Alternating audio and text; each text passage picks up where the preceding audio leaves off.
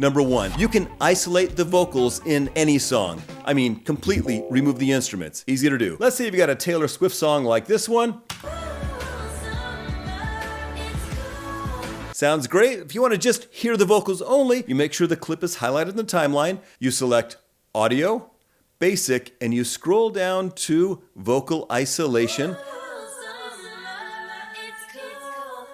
Is that amazing or what? And that's because I had Keep Vocal selected. But what if you wanted to karaoke a Taylor Swift song and you wanted Taylor's voice to be gone? All you do is you click Remove Vocal and it'll just start playing right away. Ready?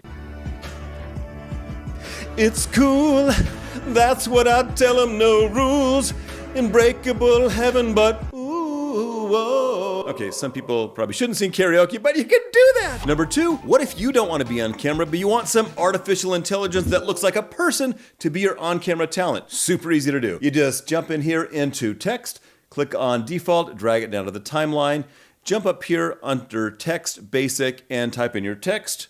Got some stuff ready. I'm going to turn it into paragraphs by clicking and hitting the return key on my keyboard so you can see everything at once. And then you just select AI characters. And if it's your first time using the AI characters, it'll take them a second to upload. Then you scroll down and find one you like. Got a lot to choose from, guys and girls. Oh, she's cute. Let's click on her. Hey, good to see you. And that gives you a little sample. If that's who you want to use, you just click add and then you wait. And it may take a second for her to figure out how to say what you want her to say. Now we've got this text generated. I can see that I have her speaking down here. I don't need this text anymore, so I'm going to move it over here for something later. And she's on a black background. We can modify her a little bit. You just click on her and drag her up. There's a bunch of other options you can mess with. And we can go ahead and put her on a background. If you jump over here into media and select library, and you type in inside a house, for example, you can find a nice background. That looks kind of cool, right? So I'm going to just click this download button. Looks good enough. I'm just going to drag it under Esther here. Wow, now she's on a background. Now you'll notice that the background doesn't fit, so I'm just going to scale it up a little by clicking here and dragging it up. And there's Esther inside my house. I'm going to move her over here right in front of the window. And let's see how she sounds. I'll say anything you want, you fuzzy little man peach. Number 3, insanely good built-in text animations that would be super hard to do or impossible in something like Premiere Pro without some additional plugins. Look at this. You just highlight the text, select text, animation, and we have in, out, and loop. In brings text onto the screen like this. Bam, makes it appear. Out helps it leave the screen. You just click to try one, and that's how it would leave the screen. And loop, click on loop, and then you just click on the one you want to try out. It lets you do all kinds of cool stuff like, let's try this gradient. That's fancy. Jiggly. Wobble. How about drift up?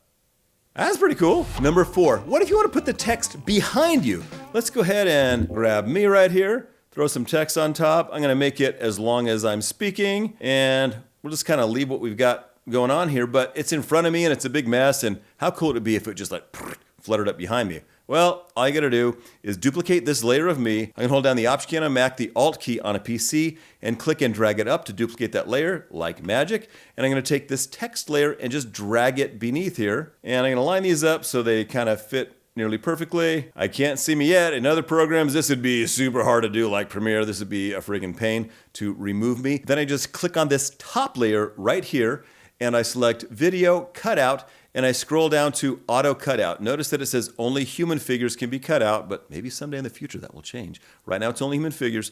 I click on Auto Cutout, I wait a second for it to process, and then go to the beginning here, deselect me because this white box around me is annoying. I'm going to deselect me by clicking just here above it in the timeline, and what? All that text is magically going up behind me. That's insane. Do you know how hard that would be to do in other programs? You can do this in a matter of seconds. Number 5, tracking. And tracking has gotten better since I last tried it. So here's a clip of me. I'm intentionally moving around a whole bunch so that Capcut has something to track. And I can have Capcut track anything. If I want to have some text or a graphic near me, it can follow me. This is how. Now notice that when I click on this clip of me, the option to track isn't here. I need to put something above it. So I'm going to jump in here into stickers. I'm going to type in, I don't know, subscribe. That's something that a lot of us YouTubers want. There's kind of a cool little subscribe thing. I'm going to grab it. I'm going to make it last the duration of my clip right here. And you'll notice that now that I have this graphic above me and selected, tracking appears. So I'm going to click on tracking, and I'm going to just scale this so it's the right size. Something like this right there would probably work. I'm going to position my head in one of these more extreme positions so it knows I want to track my head and it has kind of a good starting reference point. Then I just select motion track. I want to track both directions, and this box, I just put it over my face so it knows what the heck I'm tracking, and I'll give it this bounding box to kind of find me pretty easily. And then I'll select direction both. It'll track it back and forth. And scale allows the object to get bigger and smaller if my head gets closer or farther away. And distance follows the tracking object. So I'm gonna just hit start and watch this. It's gonna do its thing. It's trying to follow my face. It's not perfect, but dude, check this out. And you notice that it kind of rescaled the box because my whole body was moving. And let's see how it did. What? That's pretty insane. To manually do that with keyframes would take forever. This is nuts. Numero 6. What if you want it to feel like there's somebody there with you and there's a camera tracking you? Well, Capcut can do that too. I'm gonna click on this clip of me. It's the same clip of me. I'm gonna jump into Video Basic and I'm gonna scroll down to camera tracking right here. It can track my face, my body, or my hand. It gives you some options that you can mess with. I can have it be kind of shaky or kind of not shaky. So I'm just gonna turn the shake down. I can have it fit to the canvas because you can see already that when it's not fit to canvas, it just blurs it out and it looks like, stuff's off screen. That's not great. So we're just going to select fit to canvas and it'll automatically zoom in a whole bunch. And we've got some other options we're not going to worry about now, but watch this. It's already tracked me. So I'm going to unhighlight this by clicking somewhere here above it, move my play to the beginning so you can watch it and see how it does, keeping me sort of in the middle of the frame. I'm going to make it full screen. Dude, That's really cool. It's like there's a camera actually following me around. Number 7. I'm swallowing my pride for this one because I cannot dance, but I'm gonna dance for you just for a second so you can see how this works. It's a feature called AI movement, and it's another tracking feature which keeps you in the middle of the frame for dancing and more kind of extreme stuff than that other camera tracking thing. It's super cool. Watch this. Here's a clip of me trying to dance. It is not pretty. And I've got some Taylor Swift below me, of course, because Taylor Swift. And all you do is you click on this clip of me, and I go to Video Basic, and I go down to AI Movement. This is a pro feature, but dude, it's worth it. I click on AI Movement, and I select Dynamic. That's going to be the fun one. And it gives you a bunch of options once it's done processing it. Here's scale, rotation, distance. You can mess with those. But just with the default settings, it looks like this, with Taylor and me jamming together at last. You ready?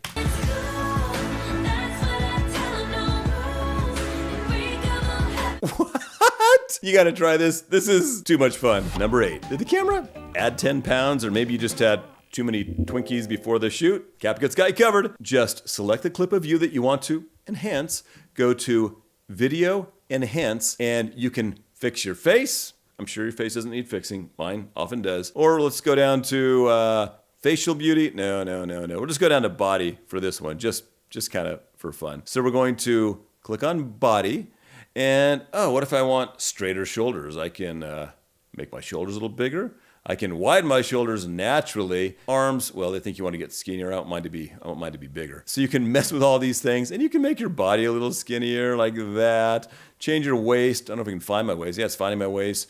And what if my head's too big or too small? I can adjust it. You can kind of mess with these things to see. And here's the thing. When you do this, it messes up the background too, but it's kind of fun. And if you have a plain background, like if you're shooting against a white wall or a green screen, it works pretty cool. But here, it look kind of funny because I want to extreme on these things, but I just want you to see this. I'm going to deselect it, make it full screen for you, and